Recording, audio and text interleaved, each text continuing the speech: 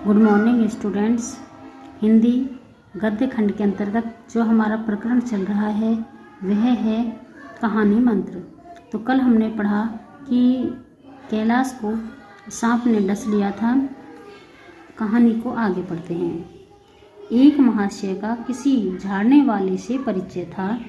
वह दौड़कर उसे बुला लाए, मगर कैलाश की सूरत देखकर उसे मंत्र चलाने की हिम्मत न पड़ी। बोला, अब क्या हो सकता है सरकार, जो कुछ होना था हो चुका।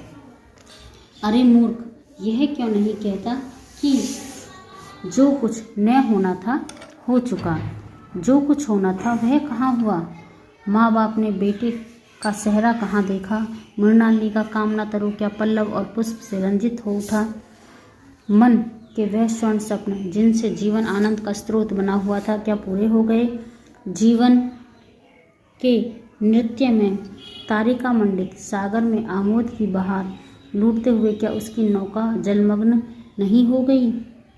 जो न होना था वह हो गया। वही हरा भरा मैदान था, वही सुनहरी चांदनी एक निशब्द संगीत की भांति प्रकृति पर छाई हुई थी। वही मित्र समाज था, वही मनोरंजन के सामान थे, मगर जहाँ हास्य की ध्वनि थी वहाँ अब करुण क्रंदन और अश्रु प्रवाह था। शहर से कई मील दूर एक छोटे से घर में एक बूढ़ा और बुढ़िया अंगीठी के सामने बैठे जाड़े की रात काट रहे थे। बूढ़ा नारियल पीता था और बीच बीच में खांसता था। बुढ़िया दोनों घुटनियों में सिर डाले आग की ओर ताक रही थी। एक मिट्टी के तेल की कुप्पी ताक पर जल रही थी।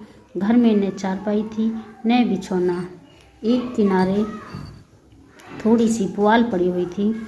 इसी कोठरी में एक चूल्हा था। बुढ़िया दिन भर उपले और सूखी लकड़ियाँ बटोरती थी। बूढ़ा रस्सी बटकर बाजार में बेच लाता था। यही उनकी जीविका थी। उन्हें न किसी ने रोते देखा था न हंसते। उनका सारा समय जीवित रहने में कट जाता था। मौत द्वार पर खड़ी थी, रोने या हंसने की कहाँ फुर्सत। बुढ़िया ने पूछा, कल के लिए संतो है नहीं, काम क्या करोगे। जाकर झगड़ू साहा से 10 सेर सन उधार लाऊंगा।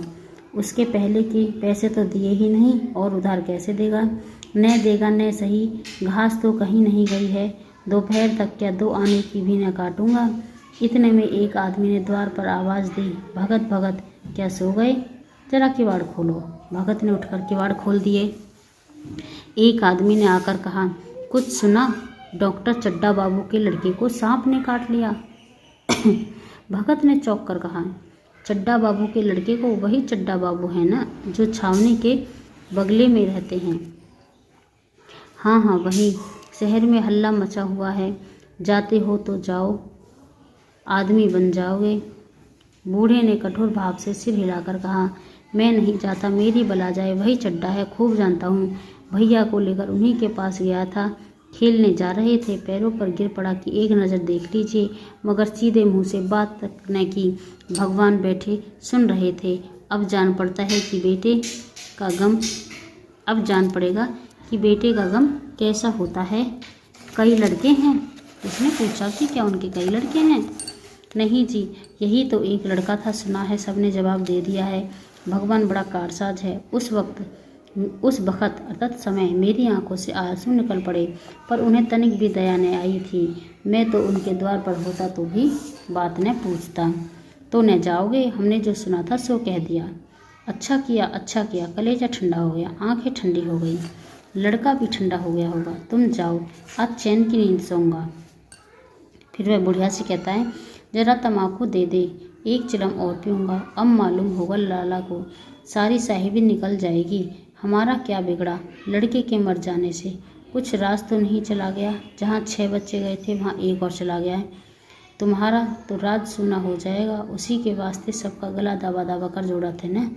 अब क्या करोगे। एक बार देखने जाऊँगा, पर कुछ दिन बाद मिजाज का हाल पूछूँगा।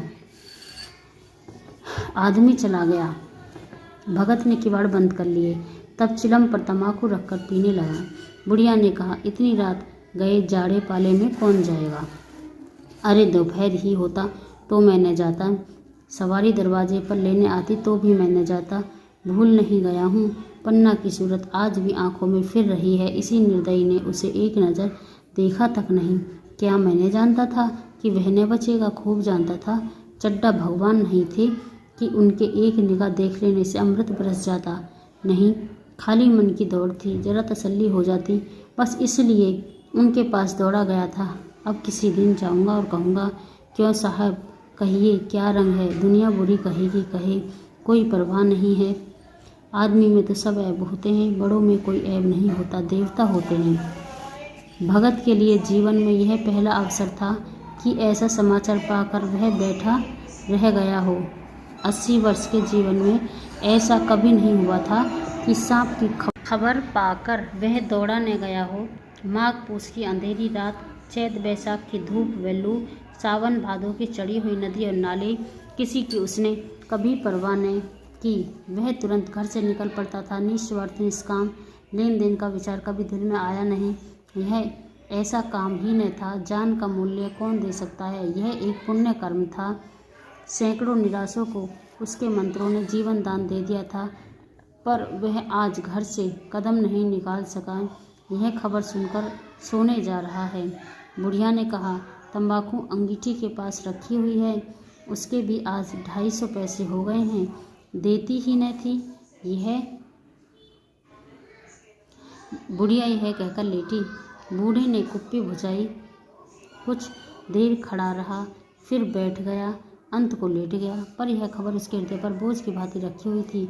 उसे मालूम हो रहा था उसकी कोई चीज़ खो गई है, जैसे सारे कपड़े गीले हो गए हैं या पैर में कीचड़ लगा हुआ है, जैसे उसके मन में कोई बैठा हुआ उसे घर से निकलने के लिए कुरेद रहा है। बुढ़िया जरा देर में खर्राटे लेने लगी। बूढ़े बातें करते करते सोते हैं और जरा सा खटका होते ही जागते हैं। तब भगत उठा, अपनी लकड़ी उठा ली और धीरे से किवाड़ खोले। बुढ़िया ने पूछा, कहाँ जाते हो? कहीं नहीं, देखता हूँ कितनी रात है। अभी बहुत रात है, सो जाओ, नींद नहीं आती।